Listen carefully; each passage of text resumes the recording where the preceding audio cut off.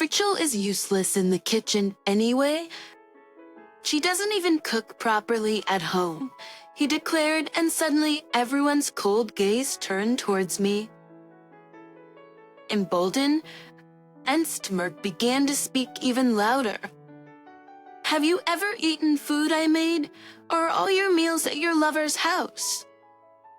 I confessed Mark's infidelity loudly. This is no joke. Here is the proof, I said, pointing to the documents in the hands of my in-laws. I am Rachel, 35 years old, and I've always been somewhat intimidated by men's assertiveness to the point of feeling fear. Because of this, I rarely dated and have few interactions with men. As I approached around 40 years old, my worried parents suggested arranged marriage. Initially, I refused, but considering my limited encounters with men and my parents' persistence, I attended a few matchmaking sessions. It was in one such meeting that I met Mark. Mark was kind, serious, a straightforward person, and an elite employee at a major company.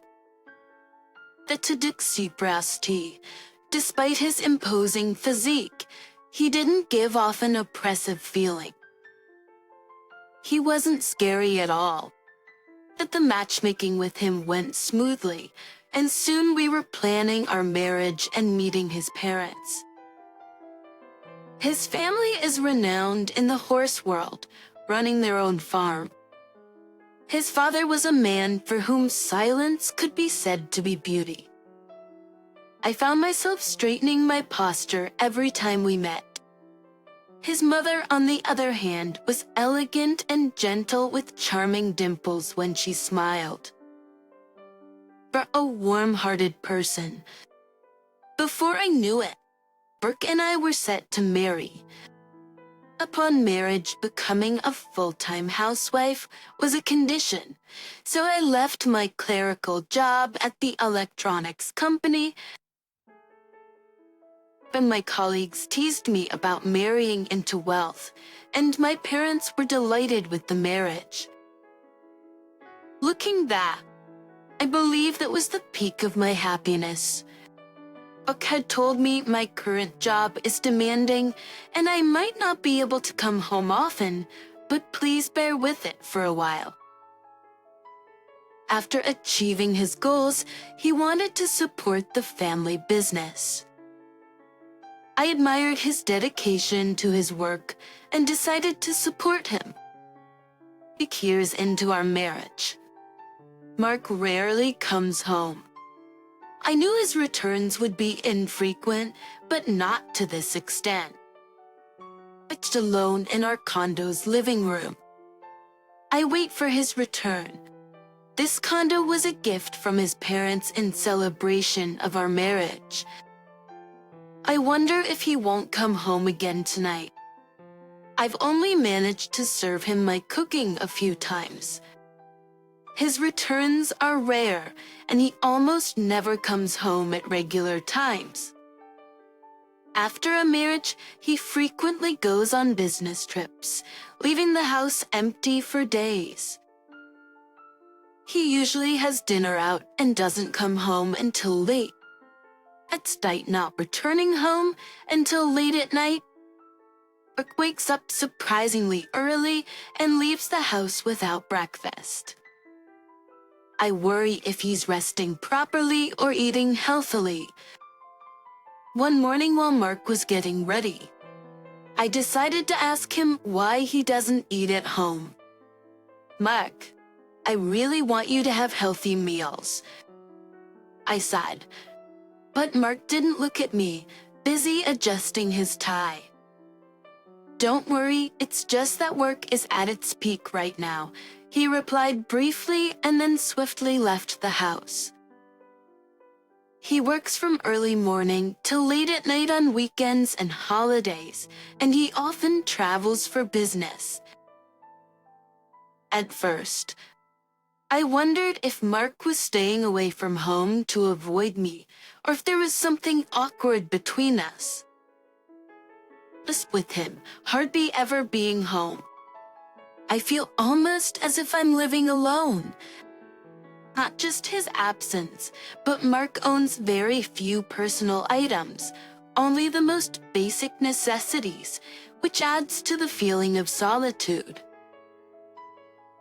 We hardly speak, so I know next to nothing about his likes, interests, strengths, or weaknesses. Sometimes I wonder if I'm the one in the wrong. I've talked to my parents about it, but they just say it's better for a man to be busy and don't seem to understand my concerns. My few friends think it's ideal for a husband to earn a lot, so they don't consider my feelings deeply either. Although Mark manages all our finances, our daily needs are well provided for and I have no financial worries. Yet this stability only amplifies my anxiety. I can't help but blame myself, thinking I've done something to make him stay away and feel inadequate as a wife, which makes me obsess over cleaning and improving my cooking skills. On the rare occasions we're together, Mark notices my worried expression and reassures me. Rachel, you're doing everything right. I've come to accept, somewhat reluctantly, that this might be an acceptable dynamic for our relationship. Then one day, something happened. I received an unusual call from my father-in-law at the end of the year. Rachel, what on earth do you think you're doing? His angry voice boomed from the other end, causing me to almost drop the phone. What do you mean? Has something happened? Don't play dumb. Why haven't you attended the family gathering every year? I was scolded, but I had never been told about any annual family gatherings. I remember talking to Mark about Christmas greetings. He said that because father-in-law doesn't like many people coming into his house. Relatives don't gather. Also, he mentioned it gets too hectic when too many family members meet. So every year, only Mark would visit his parents with Christmas gifts. You should at least apologize for not participating, his father said sternly, making me tremble. At occasions, I had always stayed home during Christmas, while Mark visited his parents, being careful with warm Christmas greetings and messages to maintain proper etiquette. I had suggested making a phone call, but Mark said it was too busy a time.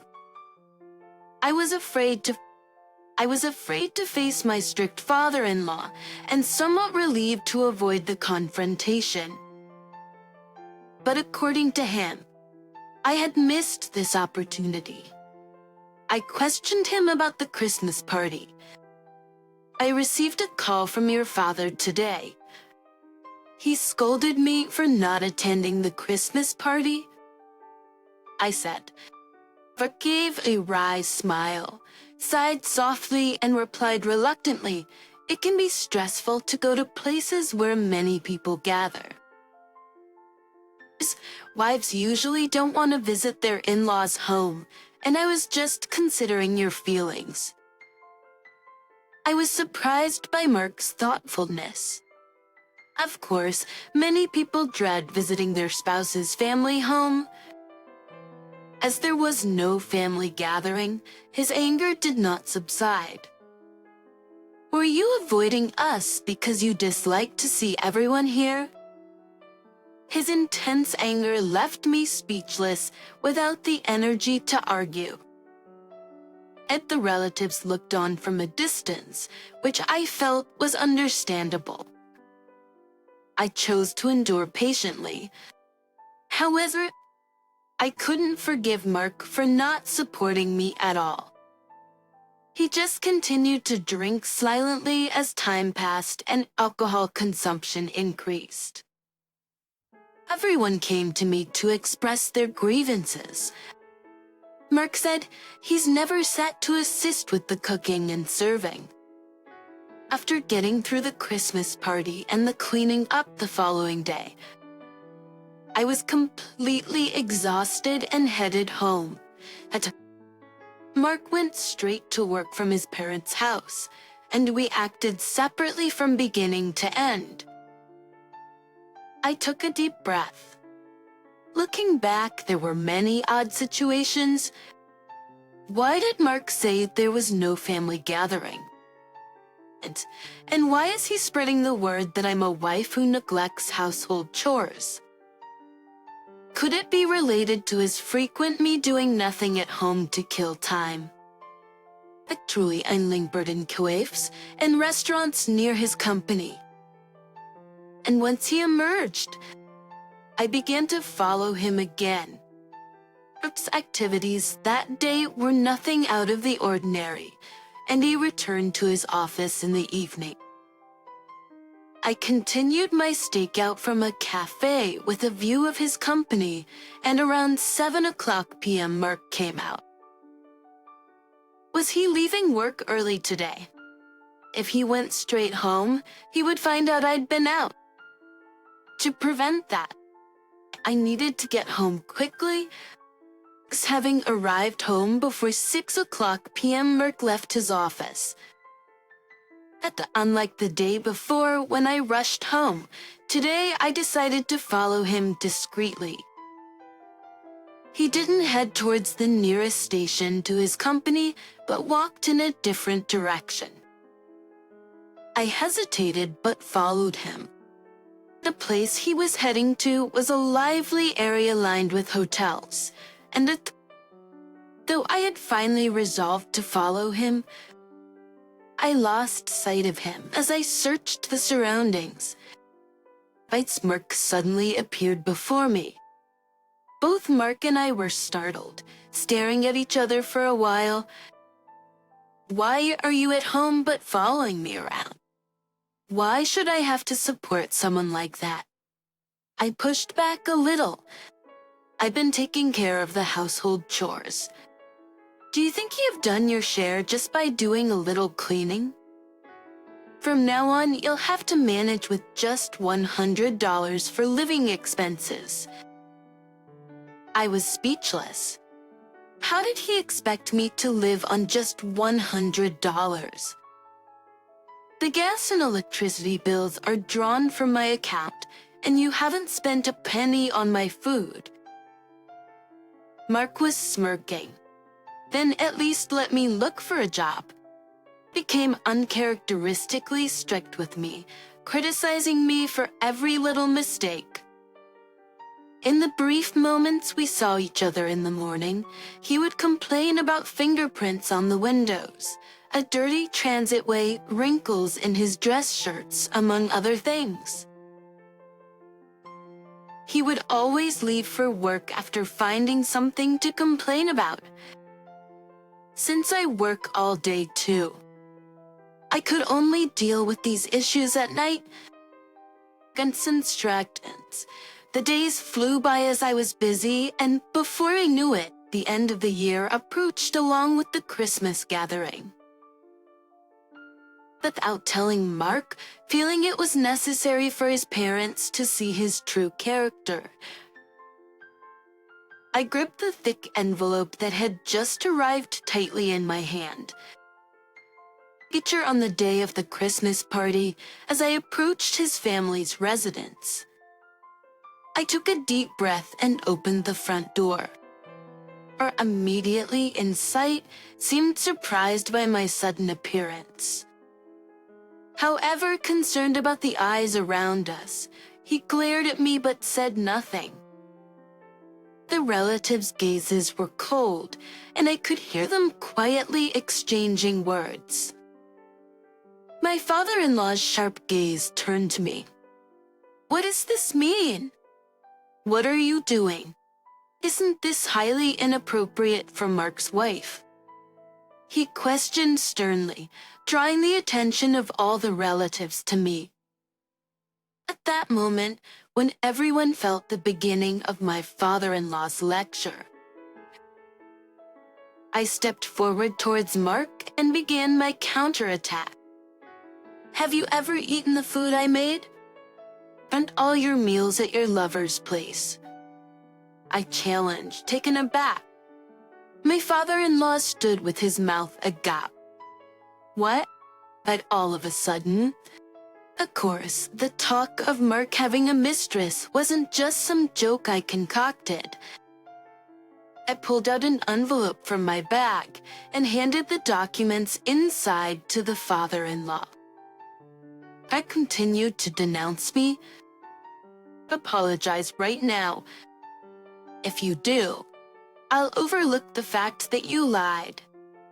The relatives seemed convinced that Mark didn't have a mistress, and their gazes towards me remained cold as ever.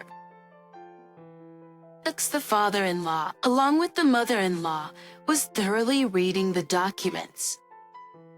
Mistress, it seems I encountered Mark in the bustling district lined with hotels just as he was about to meet his mistress. I loudly confessed.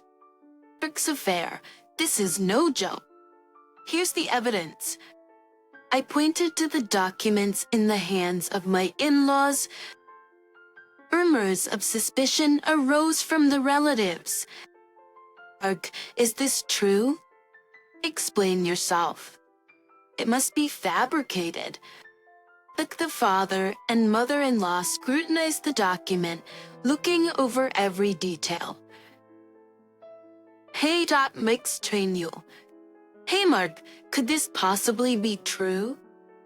Mark, sweating from his forehead, vehemently smiled, was plainly visible. I continued to ask.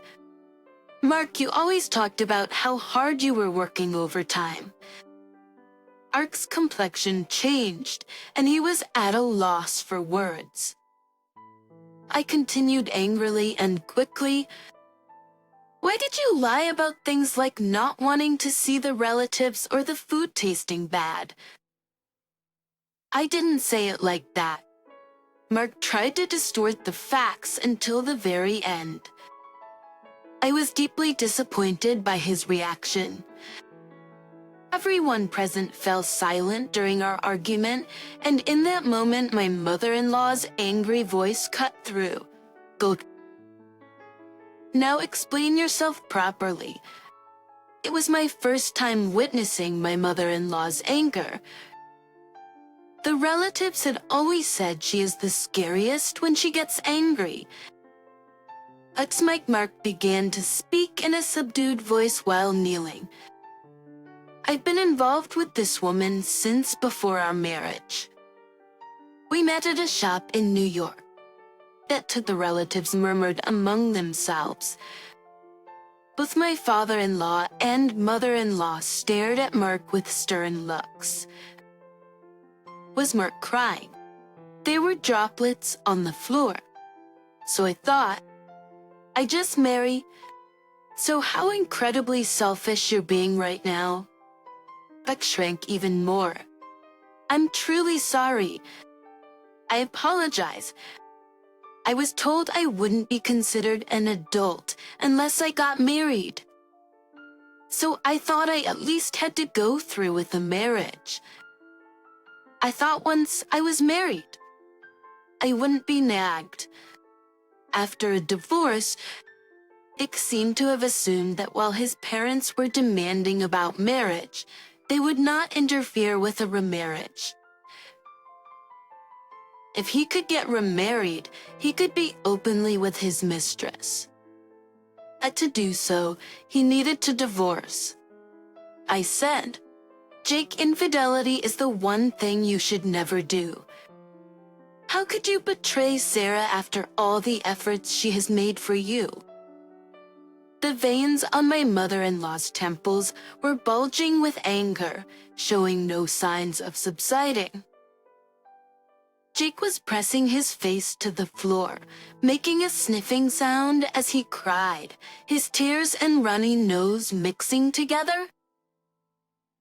"Jake, you are a disgrace to the family. From now on, you are to sever all ties with the family," she declared. Everyone in the gathered relatives looked shocked. It was clear that this kind woman was the pillar supporting this household. How could Jake have been involved in such a betrayal? This, with his income having drastically decreased, his mistress also left him abruptly, ending their relationship. This series of events I heard from my mother-in-law. I got some division of assets from Jake. I even received a significantly larger sum than usual from his family. Like the unexpected money. I enjoy occasional trips abroad. I continue to live in the flat provided to us as our marital home, which I was told I could use freely. I don't feel Jake's presence, as he was rarely there, and I live in a peaceful environment. I've come to realize, as I move forward, I've embraced the newfound independence that comes with being free from the shackles of a marriage built on deception.